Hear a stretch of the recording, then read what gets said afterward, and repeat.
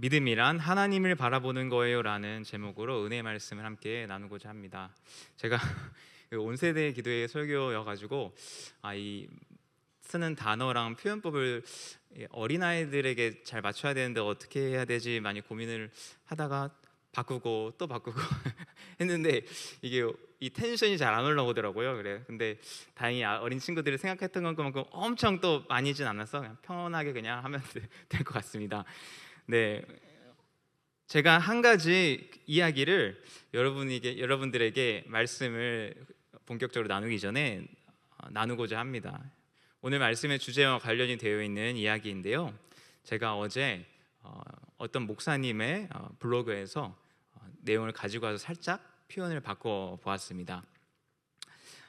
어느 시골 마을에 심한 가뭄이 들었습니다. 오랫동안 비가 오지 않아서 그의 농사를 다 망치게 되었죠. 땅이 거북이 등처럼 갈라지고 벼가 누렇게 말라가는 것을 바라보는 농부들의 마음은 타들어 가는 것 같았습니다. 다급해진 마을 사람들은 교회에 모여 비가 오도록 하나님께 기도하기로 했습니다. 온 마을 사람들이 그날 하루 교회에 모여서 무려 4시간 동안 하나님께 비를 달라고 기도했습니다. 4시간 동안 기도하는 동안 통성기도, 방언기도, 묵상기도, 그룹기도 등 모든 기도 방법을 동원하여 기도했습니다. 그런데 기도를 마치고 목사님이 축도를 하려고 두 손을 들자 갑자기 교회 지붕에 탁탁탁 뭐가 떨어지는 소리가 났어요. 그러더니 어느새 소나기가 퍼붓기 시작한 거예요. 그 자리에 모인 모든 사람들은 서로 얼싸안고 춤을 추면서 기뻐했답니다.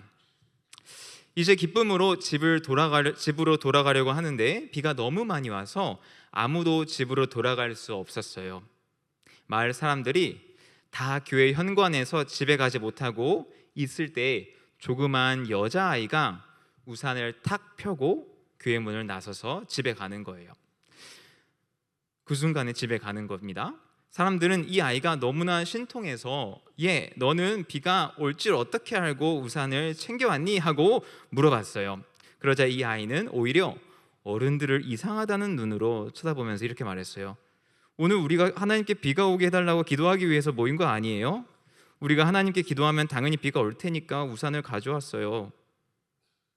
이날 비가 올 줄 알고 우산을 가져온 사람은 이 어린이 한 명밖에 없었습니다. 심지어 목사님도 우산을 가져오지 않아 집에 가지 못했어요. 그 자리에 있던 어른들은 이 어린아이의 대답을 듣고 부끄러워 서로 아무 말도 하지 못했답니다. 어른들은 실컷 비가 오게 해달라고 기도하면서 실제로는 비가 올 것을 믿지 않은 거예요. 그러나 이 어린이는 하나님께 기도하면 하나님께서 반드시 기도를 들어주실 것을 믿고 기도했던 것입니다. 하나님은 우리에게 이 어린아이와 같이 단순한 믿음을 찾으십니다. 오늘 성경의 주인공은 다윗입니다. 다윗의 나이는 오늘 본문을 기점으로 보았을 때 17살 정도였어요. 어느 날 다윗의 아빠 이새가 다윗을 불렀습니다. 형들이 지금 전쟁터에서 열심히 고생하고 있다. 가서 이 볶은 곡식 박스와 빵 10덩어리를 형들에게 전달해 주렴. 그리고 대대장님에게 여기 있는 치즈 10덩이를 전달해 주렴. 형들이 잘 있는지 알 수 있는 물건이 있으면 꼭 나에게 가지고 오렴. 걱정이 되는구나. 다윗은 그렇게 형들에게 음식을 전달해 주려고 형들, 첫째, 둘째, 셋째 형이 있는 엘라 골짜기로 그 다음날 아침 일찍 출발했어요. 열심히 음식들을 싣고 종들과 함께 엘라 골짜기로 출발했어요. 엘라 골짜기까지의 거리는 20km 정도라고 해요. 근데 산들이 듬성듬성 있어서 산악지대여서 4시간에서 최대 6시간 정도 걸렸을 것으로 예상을 합니다. 얼마나 되었을까? 피곤해서 다윗은 언제 도착할지 마음이 무거워진 상태로 앞을 바라보면서 걸어가고 있었습니다. 그때 형이 눈앞에 보였어요. 형들 3명이 열심히 블레셋을 대항하여서 전열을 가다듬고 서 있었습니다. 그런데 다윗이 형들에게 가까이 가고 있는 시점에 충격적인 소리를 들어요. 바로 골리앗이라는 대장군이 하나님의 군대인 이스라엘 군대를 모욕하고 있는 거예요. 골리앗의 키는 참고로 2m 90cm라고 해요. 다른 성경 사본을 보면은 2m 10, 20cm 정도라고 나와 있기도 하지만 오늘 저희가 읽은 성경 본문에 따르면 2m 90cm예요. 센티미터예요. 이게 잘 마음에 별로 와닿지가 않는 것 같아서 목사님이 유일하게 알고 있는 가장 키가 큰 연예인 최용만을 검색해봤어요. 최용만의 키가 몇일까요? 네, 2m 18cm라고 해요. 그러니까 훨씬 큰 거죠, 최용만보다도. 근데 골리앗이라는 그 장군이 키도 크고 근육도 엄청 많은 무서운 장군이었지만 다윗에게 충격적인 그 소리는 다른 것이 아닌 하나님의 군대인 이스라엘 군대를 모욕하는 거예요. 목사님이 사무엘상 17장 8절 9절 말씀을 좀 더 이해하기 쉽게 좀 어린이 단어로 바꾸고 좀 표현을 살짝 다듬어 봤습니다. 읽어 드릴게요. 너희들은 어쩌자고 다 같이 서 있느냐? 나는 블레셋을 대표하는 용사다. 너희는 사울의 종들 아니냐? 나와 1대1로 붙어보자. 나와 싸워서 나를 죽이면 우리가 너희의 종이 되겠다. 만일 내가 이겨 그를 죽이면 너희가 우리의 종이 되어서 우리를 섬겨야 된다. 하하하하하. 네, 약간 차승원 같네요. 네, 다윗은 이거를 듣자 화가 났어요. 하나님의 군대를 함부로 말하는 골리앗 때문에 화가 났어요. 다윗은 견딜 수가 없었어요. 소년 다윗은 말해요. 쉬운 성경에 보니까 17장 26절에 이렇게 기록이 되어 있더라고요. 이 블레셋 사람을 죽여 이스라엘에게서 수치를 없애버리는 사람에게 어떤 상을 줍니까? 저 할례 받지 못한 블레셋 사람이 누군데 감히 살아계신 하나님의 군대를 욕할 수 있습니까? 다윗이 화난 것은 하나님의 군대를 모욕한 것 때문이에요. 다윗은 다른 것은 다 참을 수 있었지만 자신의 하나님에 대해 함부로 말하는 것은 절대 용납하지 못했답니다. 순간 그런 다윗을 큰형 엘리압이 발견했어요. 그리고는 엘리압이 화를 내며 말해요. 28절을 보니까 넌 여기에 왜 왔니? 들에 있는 내 양들은 누구에게 맡겨놓았니? 건방지고 잘난 체하는 아이야. 넌 지금 아무짝에도 쓸모없는 짓을 하고 있어. 넌 지금 전쟁 구경을 하려고 여기 온 거야. 다윗은 형의 말에 오히려 반박했어요. 착한 다윗이 반박했어요. 제가 무엇을 잘못했어요? 군인들하고 이야기한 것도 잘못인가요? 그리고는 다시 똑같이 이야기했어요. 이 블레셋 사람을 죽여 이스라엘에게서 수치를 없애버리는 사람에게 어떤 상을 줍니까? 저 할례 받지 못한 블레셋 사람이 누군데 감히 살아계신 하나님의 군대를 욕할 수 있습니까? 여러분, 이스라엘에는 수많은 용사들이 있었어요. 그리고 수많은 하나님을 예배한다는 예배자들이 있었어요. 금요기도회를 빠지지 않고 나갔던 사람들도 많이 있었을 거예요. 심지어 모태신앙인 백성들도 많이 있었을 거예요. 대부분 모태신앙이었을 거예요. 여러분, 그런데 아무도 골리앗을 대항하여 싸우기 위해 나가지 못했어요. 심지어 큰형 엘리압도 말은 멋있게 강해 보이는 것처럼 하지만 본인은 나가지도 않고 말만 그렇게 하는 거예요. 다윗은 어떻게 골리앗과의 싸움에 나갈 수 있었을까요? 다윗이 무모하는 걸까요? 다윗은 골리앗의 2m 90cm의 덩치를 본 게 아니라 다윗은 이스라엘 백성들이 보지 못했던 골리앗 너머에 계신 만군의 여호와를 바라보았습니다. 다윗에게는 믿음이 있었기 때문이에요. 하나님을 두려워한다고, 하나님을 예배한다고 말은 번지르르하게 하지만 실상은 골리앗 앞에서 아무것도 못했던 게 이스라엘의 백성들, 군인들이었어요. 심지어 사울 왕조차 골리앗이 두려워 나가지도 못하고 전전긍긍 하고 있었어요. 여러분, 믿음이 무엇일까요? 한번 같이 화면 보시고 같이 읽어볼게요. 믿음은 시작. 믿음은 하나님만 바라보는 거예요. 아무리 강한 사람이 나와도 그 너머의 하나님을 바라볼 줄 아는 자가 믿음이 있는 자예요. 다윗은 결국 골리앗과의 싸움을 싸우려고 나갔어요. 골리앗이 누가 나오나 마음의 준비를 하고 기다렸어요. 그런데 웬 소년이 나와서 골리앗이 깜짝 놀랐어요. 어이가 벙벙했었을 거예요.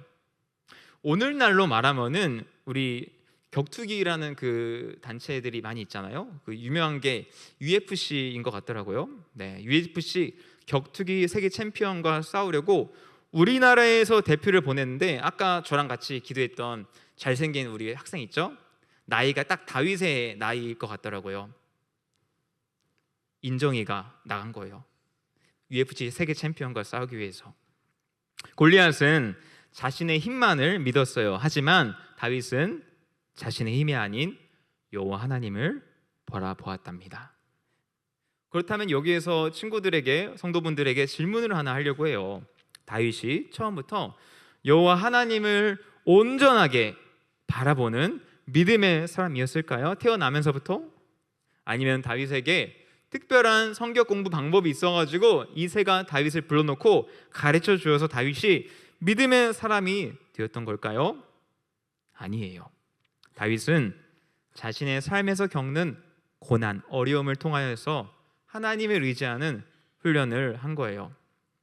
목사님이 요즘 일주일에 2번씩 운동을 하고 있어요. 운동. 네. 우리 새로 부임하신 어느 최모 목사님이 운동을 너무 좋아하셔가지고 저한테 같이 하러 가자고 하셔서 아무 생각 없이 같이 갑시다 했는데, 한 달이 지나자 약간 후회하기 시작했어요. 2달이 지나자 그때는 내려놓았고요. 3달이 지나자 점점 제 어깨가 조금씩 넓어지는 걸 제 눈으로 보면서 이제 결혼할 수 있겠구나.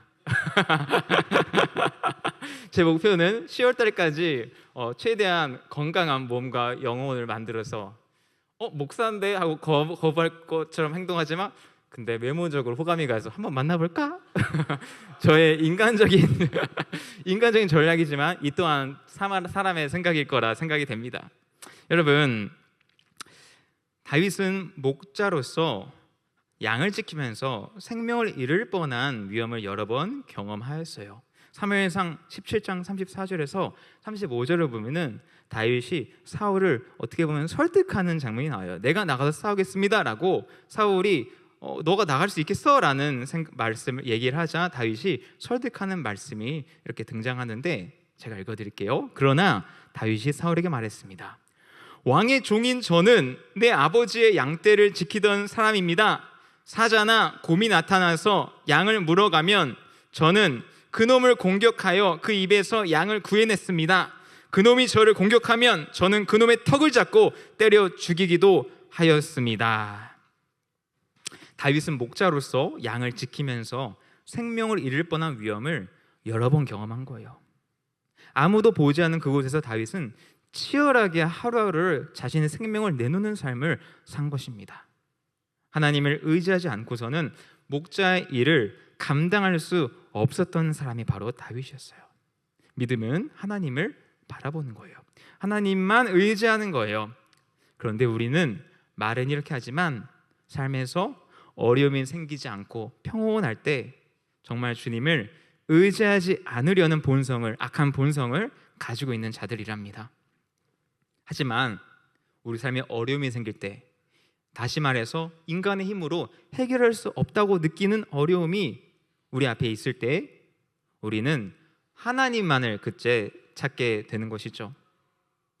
사랑하는 우리 옥인교회 주일학교 친구들, 그리고 성도님들, 우리의 어려움이 생길 때 우리의 믿음의 현 주소가 드러납니다.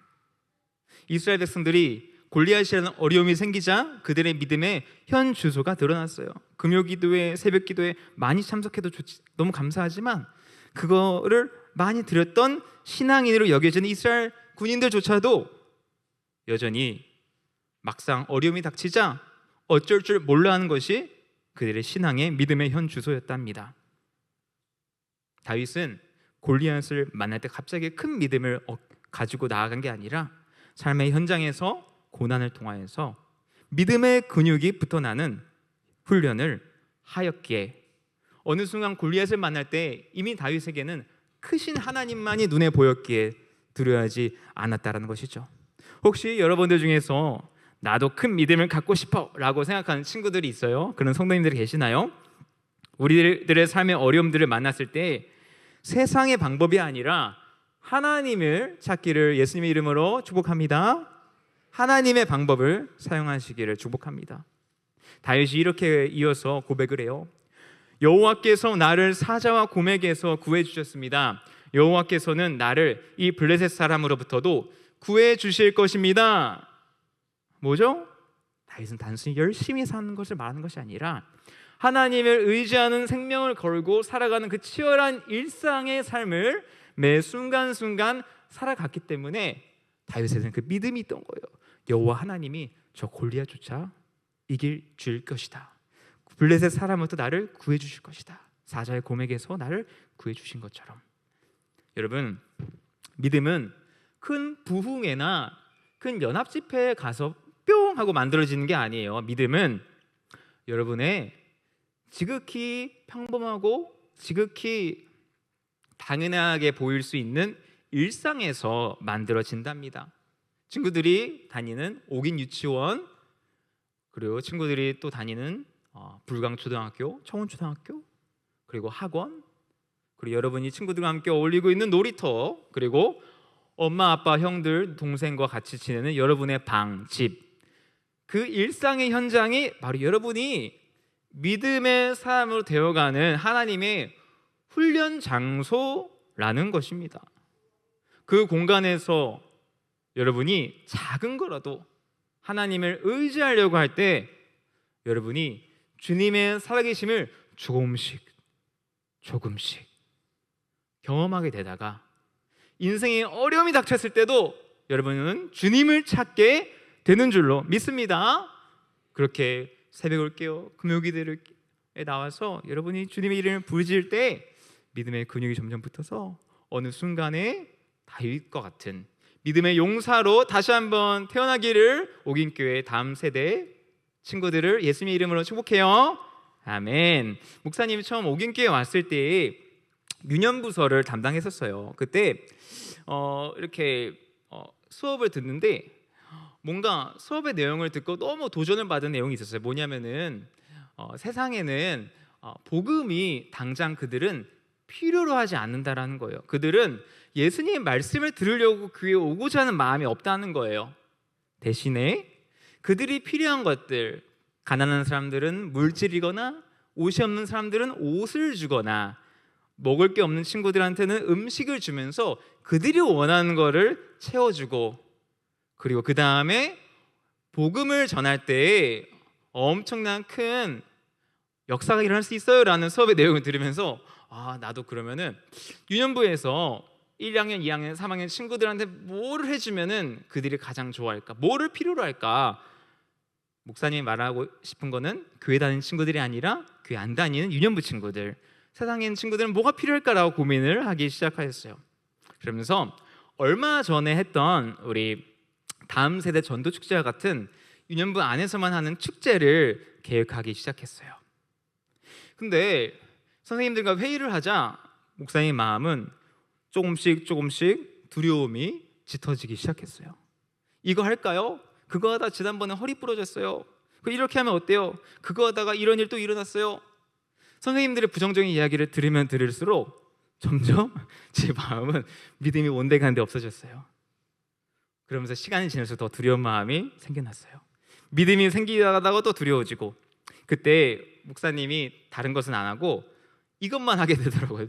할 수 있는 게 없으니까 밥 먹으러 가다가도 주여 주여 주여, 침대에서 자기 직전에도 저도 모르게 주여 주여 주여, 그리고 기도실에 가야 하는 그 발걸음에도 저는 주여 주여 주여만 했어요. 만약에 아무도 안 오면 어떡하지? 안 되는데 하나님이 도와주지 않으면 안 되니까 주여 주여만 계속 외친 거예요. 여러분, 뭐 결과를 얘기하기 이전에 그때 목사님은 정말 하나님을 간절히 찾았던 것 같아요. 근데 목사님과 비교할 수 없는 큰 어려움을 만난 사람들이 있었어요. 바로 따라해주세요. 이스라엘. 시작. 이스라엘 백성들은 70년 동안 포로 생활을 한 거예요. 70년 동안, 10년도 아니고. 근데 포로 생활을 시작하기 직전에 하나님이 약속해 주셨어요. 내가 70년이 차면은 너희를 다시 이 땅으로 회복시켜 줄게 라고 주님이 약속하신 거예요. 그런데 참 신기한 말씀을 주님이 이스라엘 백성들에게 또한 하세요. 뭐냐면은 33장 3절, 예레미야 33장 3절 말씀을 보니까 함께 읽을게요. 시작. 너는 내게 부르짖으라. 내가 내게 응답하겠고 내가 알지 못하는 크고 은밀한 일을 내게 보이리라. 아멘. 하나님이 내가 다시 이 땅으로 돌아오게 해주겠다고 약속을 하셨는데 주님께서는 한 가지가 필요한 거예요. 그냥은 내가 못 해준다. 너는 내게 부르짖으라. 아니, 하나님은 그냥 약속해 주셨으면 해주시면 되지 왜 우리한테 부르짖으라고 하셨을까요? 여러분, 누가 부르짖는지 아세요? 사진 하나 볼게요. 누군지 아세요?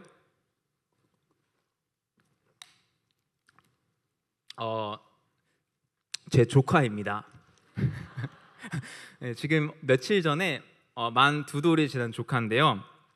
제가 좀 멀리 서울에서 좀 근거리 좀 가에 위치해 있어가지고 얼굴을 잘 보러 못 가고 있어요. 근데 사진만을 보면서 언제 이렇게 커가지 많이 컸지라는 생각을 일주일에 한 번씩, 한 달에 한 번 이렇게 생각을 하게 되는 것 같아요.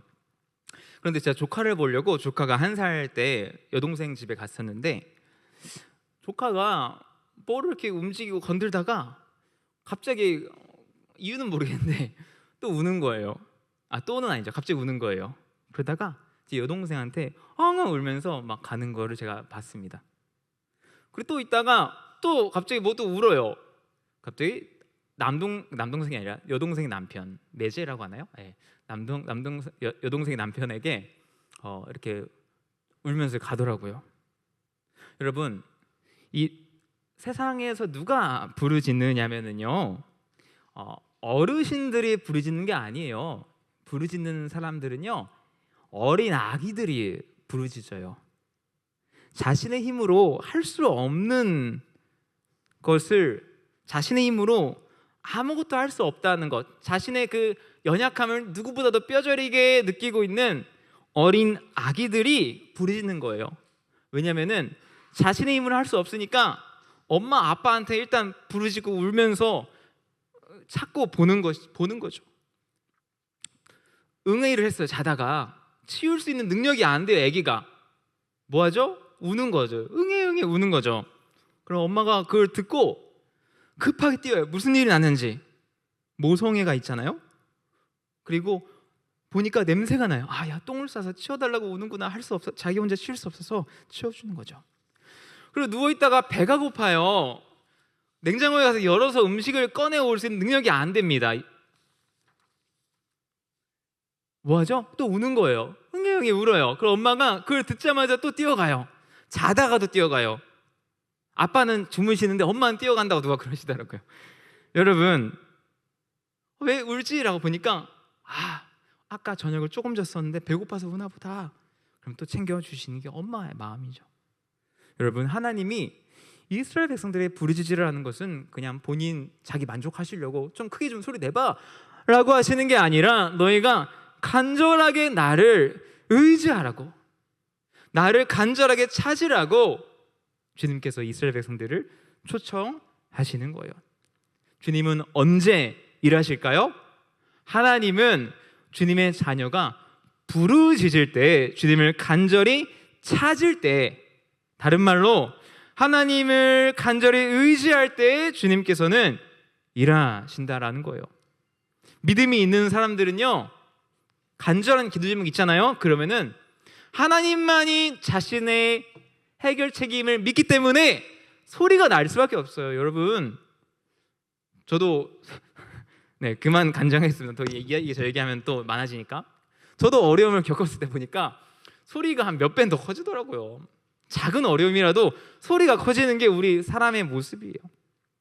여러분, 믿음이란 하나님만을 바라보는 게 믿음이에요.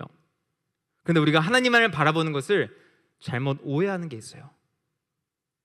그냥 우리가 말씀 보면서 하나님을 의지해요, 그게 의지하는 게 아니고, 하나님을 정말 바라본다는 것은 우리가 어려움을 만났을 때 주님만이 나의 해결책을 믿고 하나님께 간절하게 부르짖을 때 그 사람 안에 이 사람이 하나님을 의지하는 사람이구나라는 증거로 우리 눈에 보여지는 거죠. 시편 18편 6절을 보니까 다윗이 이런 고백을 해요. 함께 읽을까요? 시작. 고통 중에 내가 여호와를 불렀고 나의 하나님께 도와달라고 부르짖었습니다. 저가 성전에서 내 목소리를 들으셨으며 울부짖는 내 맺힘이 그의 귀에 들렸습니다. 여러분, 이 시편 18편의 표제요, 18편에 설명하는 부분을 보면 이렇게 기록이 되어 있더라고요. 여호와께서 다윗을 그 모든 원수들의 손에서와 사울의 손에서 건져주신 날에 다윗이 이 노래의 말로 여호와께 아뢰어 이르되.